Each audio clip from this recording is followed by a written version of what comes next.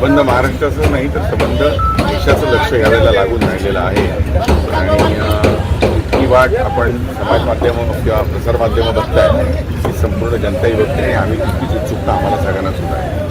Sir, मनसेचा महायुतीमधला सहभाग जवळपास निश्चित झाला अशा पद्धतीची परिस्थिती होती, कारण अमित शहा यांची भेट झाली त्यानंतर तशा पद्धतीच्या घडामोडी झाल्या. मात्र आता 2-3 आठवडे उलटून गेले, काही नाही. स्वाभाविक त्याचं उत्तर गुढीपाडवा मिळेल का?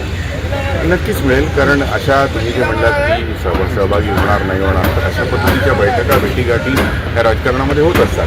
त्याच्यानंतर नक्की प्रत्यक्ष त्याच्यातून काय निघणार आहे हे स्वतः राजकारण तेव्हाच सगळं.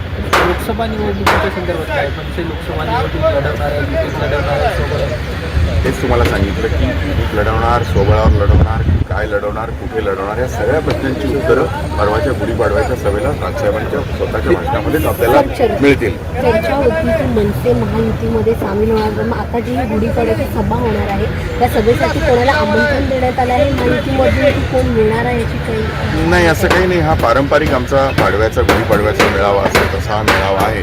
त्यामुळे माझ्या माहितीत तरी अजूनपर्यंत इतर पक्षाच्या किंवा कोणाला निमंत्रित केल्याची वगैरे माहिती आमच्या तरी आमच्याकडे उपलब्ध नाही. सर, एकीकडे भाजपचे नेते सगळे शिवसेनेवर मनसेअध्यक्ष राज ठाकरे यांच्या भेटीसाठी येतात, पण जोगेश्वरीतले मनसेचे काही पदाधिकारी आज भाजपात प्रवेश करतात. एकीकडे तुमच्यासोबत महायुतीच्या चर्चा करायच्या आणि दुसरीकडे मनसेचे पदाधिकारी पडतात, असं भाजपत तुम्हाला षडयंत्र आहे वाटते? मला असे कुठले पदाधिकारी केल्याची माहिती माझ्याकडे तरी नाही आणि असं आहे की आता कुठल्या एखाद्या ठिकाणचे पदाधिकाऱ्यापेक्षा बाकी मोठे मोठे नेते एका पक्षातून दुसऱ्या पक्षाकडे जात आहेत आणि त्या संबंधाने महाराष्ट्रात काय चाललं याच्याकडे जर जास्ती लक्ष दिलं तर ते जास्त बरोबर.